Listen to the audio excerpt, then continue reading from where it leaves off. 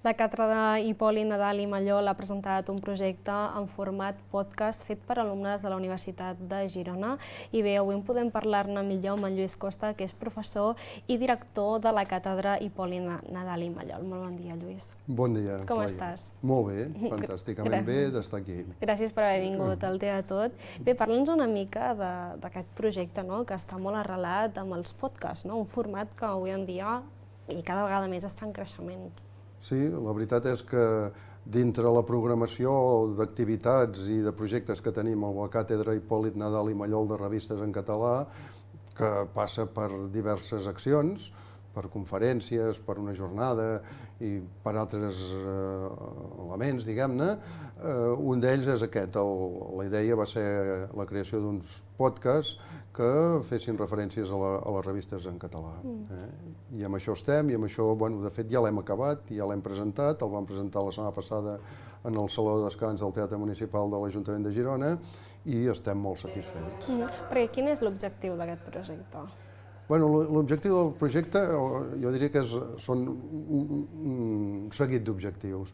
Un d'ells és treballar en un format, no m'atreveixo a dir innovador, però sí que té una certa actualitat i que té un cert predicament, sobretot en un segment de població d'edat, que són els joves, i per tant, com que ho hem adreçat i ho hem canalitzat des de la càtedra amb una assignatura del grau de Comunicació Cultural de la Universitat de Girona, doncs, per tant, els protagonistes, jo diria, més enllà de les revistes, que després, si un cas en parlarem, són els estudiants de la Universitat de Girona. De fet, estem veient imatges d'aquest projecte, perquè en total quants alumnes s'han involucrat en aquest projecte? 34. En total han sigut 34, i una mica la metodologia que vam seguir, un cop vam tenir clar que el que ens interessava d'una banda era treballar al voltant d'aquest format, que era el podcast, i l'altre donar veu i donar difusió en un àmbit que és el de les revistes en català, que és l'àmbit més propi, jo diria, fins i tot de la nostra càtedra.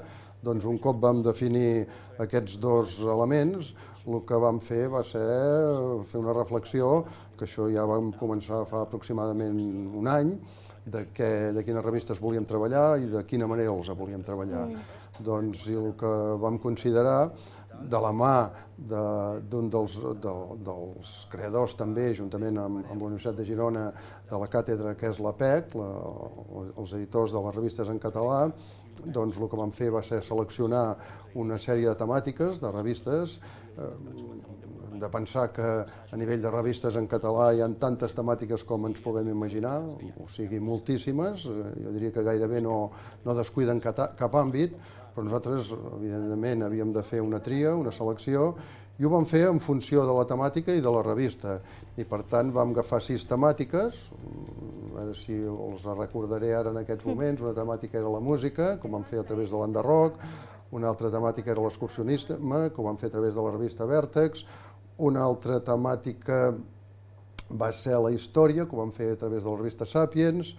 Una altra temàtica va ser l'actualitat, diguem-ne, que ho vam fer a través de la revista Esguard, i em sembla que me'n dec deixar una, però ara en aquests moments no me'n recordo, van ser 6 temàtiques. De fet, són revistes bastant conegudes, les que has mencionat.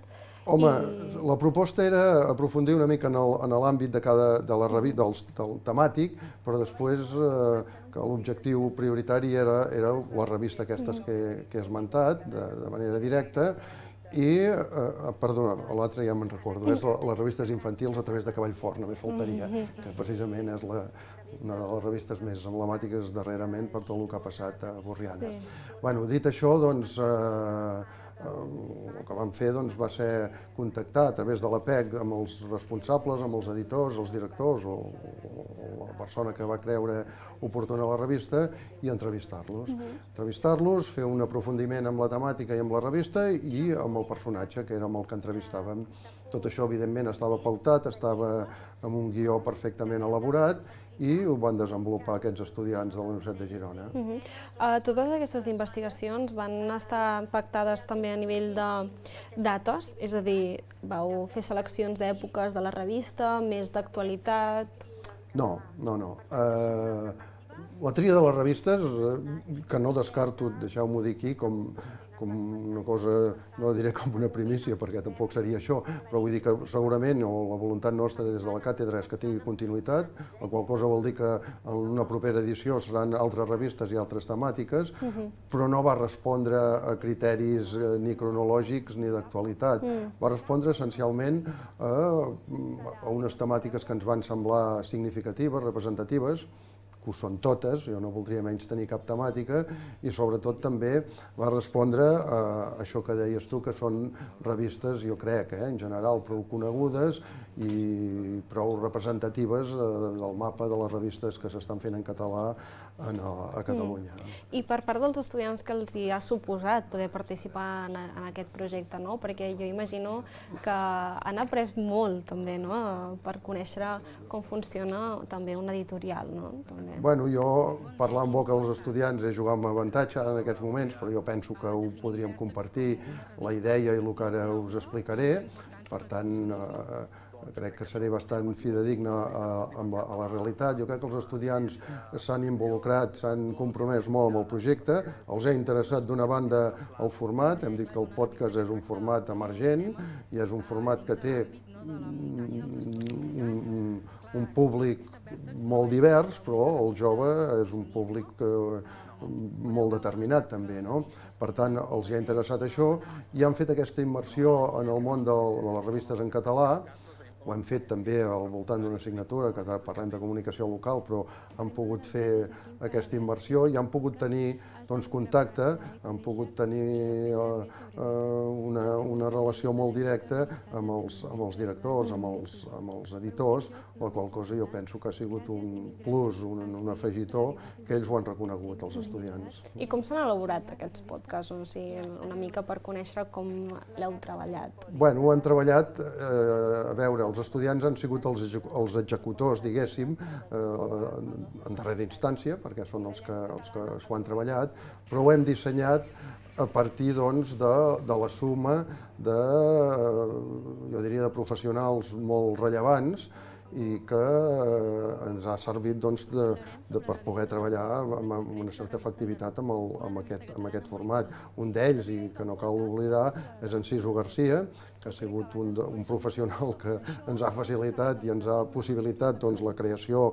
d'aquests podcasts, i hem tingut també, evidentment, la participació perquè aquestes imatges que veieu són imatges enregistrades per en Joan Roure, un dels fundadors de la Televisió de Girona, precisament, i per tant també ha sigut la suma de l'especialista amb l'àudio més amb l'especialista, jo diria, de la imatge, i aquí afegim les converses que hem tingut amb l'APEC i sobretot amb en Jaume Capdevila, que és en aquests moments el president de l'APEC, i amb una idea molt, no sé com dir-ho, molt universitària, no? Pensant molt en uns estudiants, pensant molt en un currículum que han de tenir i pensant molt en el futur d'aquests estudiants.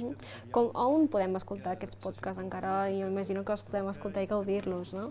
Bé, si parlem del que és el podcast com a tal i per tant de l'àudio, ja el tenim penjat a l'Spotify. També hem de dir que l'emissora municipal d'aquí a Girona, Girona FM, també ens ajuda amb la difusió i per tant està absolutament a l'abast de tothom. I pel que fa a les imatges, que jo penso que són molt interessants, aquestes imatges de l'enregistrament del podcast, que, deixeu-m'ho dir, no es va fer a la Universitat de Girona, ho van fer a la seu de l'Institut d'Estudis Gironins, i això ja està penjat al YouTube i per tant també d'accés obert i a tothom. Empar és un projecte que ajuda a fomentar l'ús de la llengua catalana i també la premsa, no? La premsa catalana. Home, la sensibilització que tenim des de la càtedra per aquests dos temes que has apuntat és absoluta. Un és el món de la comunicació, el món del periodisme, el món de les revistes, i més en uns moments que el context polític li ha sigut molt desfavorable. He posat abans el cas del Cavall Fort i i de l'Ajuntament de Borriana, i aquesta dèria feixista, diguem-ne, de retirar aquesta publicació de la biblioteca del municipi, i això jo no diria que podria ser una cosa que encara ens ha incentivat més, però sí que hi ha tingut a veure, i de l'altra, doncs, el que ens pertoca, jo penso des d'aquí, que és la defensa i la promoció de la llengua catalana, que és la promoció i la defensa que fan aquest tipus de revistes. Ens espera una nova edició d'aquest projecte? La idea és que sí. Jo no m'agrada mai fer volar coloms ni crear falses expectatives, però jo crec que el difícil està fet, que era pensar i posar en escena, diguem-ne, el projecte. Això ho hem fet, i si ara en fem un balanç és altament positiu. Ara esperem que l'escolti molta gent i que vegi el vídeo molta gent, i això ja seria la quadratura del cercle, però sí que la idea és continuar aprofundint en aquesta temàtica, en aquest format, i fer-ho, òbviament, des de la càtedra, i per tant reservar-nos una part de les nostres activitats també per aquest tipus de projectes. Perquè ens fem una idea, sí que m'agradaria que féssim una petita valoració de quin punt es troben les revistes en català. Sí, perquè jo crec que és molt interessant, perquè ens envolta moltes revistes i les revistes també s'han transformat, és a dir, moltes vegades les consumim de forma digital, no? També. Sí, evidentment, les revistes, com no podia ser d'altra manera, han participat, diguem-ne, de l'evolució tecnològica que ha experimentat i de la transformació que ha experimentat el món de la comunicació i el món del periodisme. Ara, quina salut tenen?